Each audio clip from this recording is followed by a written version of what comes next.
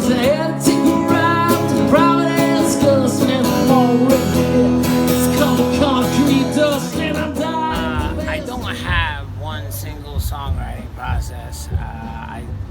It would be like impossible for me to describe one single process, but you know, if I want to just speak in generalities, 90-something% of the time I'm writing the music and then I'm writing the lyrics.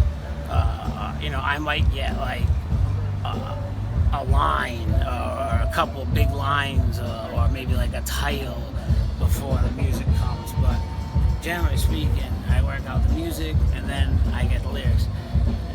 The major exceptions of that would be that there was a period where I just went off, just writing all kinds of songs, and then I kind of like took 5 years off from being in bands, and I just left them all in a folder, and then I picked them up, and they were just it was just like poems. A lot of them I couldn't remember the music, so I had to go back and rewrite music to those lyrics. Most of the songs I remember the music, but whatever. This is just, maybe say like a dozen of them or whatever. I had to rewrite the music. That was probably the first time I really had the experience of reversing it and having the lyrics and then having to write music to that. Personally, I think that's a lot harder to do. I think it's easier to me to pull lyrics out of the music, but I know a lot of great songwriters who do it the opposite way. And as far as timing goes, sometimes I get a hook and I get inspired and I sit down and I write, and the next day or 3 hours later I got a song finished. And then there's some songs that I got the first hook or I got the title for in the fucking 1990s and I'm still working on it. Mr. 5-0 is a song. My songs are not autobiographical. I don't do the typical singer-songwriter thing of trying to like self-mythologize my life. That always felt very uncomfortable to me. So instead, I created this character when I wrote my first album, and it's kind of like became a concept album around this character, and then that character ended up growing, and as I made further albums and songs, the universe that character lived in expanded. There's all these side characters and whatnot, but so looking at it from that perspective, that song is the main character, Avery Roosevelt, and he's driving home from Providence with the re-up, $1,500 of dope in his trunk, and he passes by a cop speeding, and he's got his girlfriend in the back, and his life is obviously, if he's traveling with dope in his trunk, his life's obviously chaos, and so he's just kind of praying, he's just praying that cop doesn't pull out and ruin his life, basically, and that gets him along the lines of just thinking about him being in the predicament in the first place, and realizing that he's dying slowly, that it doesn't matter if the cop comes and gets him today. It doesn't matter, it's not a matter of if anymore, of when he's gonna go. It's a matter of when, and that kind of dawns on him, and that's what he's saying, when he says, "Ain't I dying fast enough?"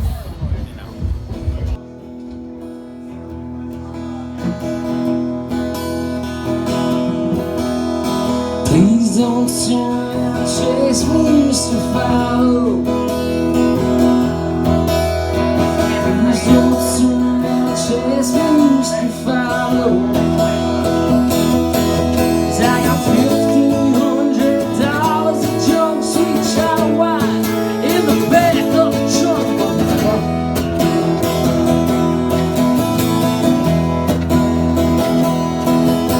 Because I had to take a ride.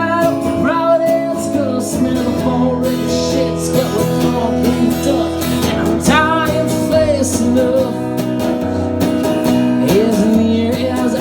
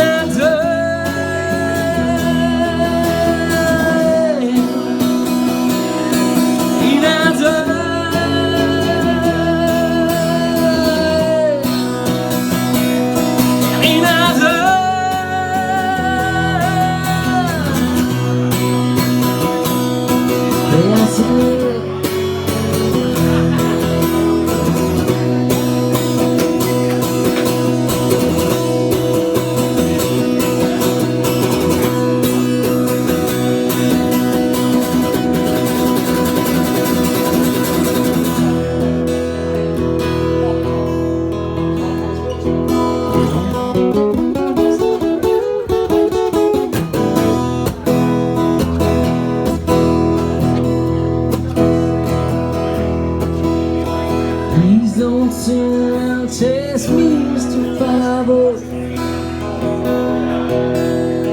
Please don't turn around, chase me, Mr. 5-0.